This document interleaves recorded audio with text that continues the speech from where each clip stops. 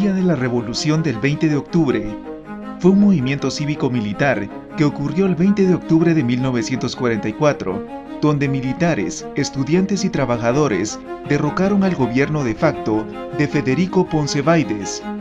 Dio lugar a las primeras elecciones libres e inauguró un período de 10 años de modernización del Estado en beneficio de las mayorías de clase trabajadora. Una población desaprobaba el gobierno de Jorge Ubico. Dio como resultado la renuncia del mandato el 1 de julio de 1944, dejando en su lugar a un triunvirato militar conformado por los generales Eduardo Villagrán Ariza, Buenaventura Pineda y Federico Ponce Báidez. El triunvirato debía convocar a elecciones. Así fue como llega Federico Ponce como presidente el 4 de julio de 1944. A los pocos días de haber llegado al poder, Ponce obligó a indígenas que vivían en la capital del país a desfilar con garrotes para intimidar a la población civil.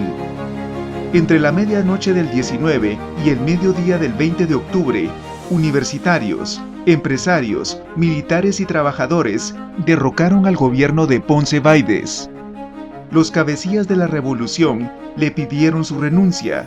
En ese mismo instante, se formó la Junta Militar de Gobierno, integrada por Jacobo Arbenz y Francisco Javier Arana. La revolución trajo modificaciones como: se promulgó el Decreto 900 para expropiar los terrenos ociosos de la United Fruit Company.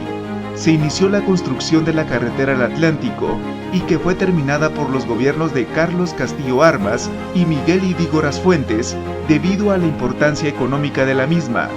Tal y como había previsto el gobierno de Arbenz, una vez concluida la carretera, el monopolio ferroviario se derrumbó. Comenzó la construcción del puerto Santo Tomás de Castilla, en donde se encontraba el puerto de Matías de Galvez, para competir con Puerto Barrios, puerto controlado por la United Fruit Company. Aunque la construcción de este puerto no se terminó sino hasta después del terremoto de Guatemala de 1976.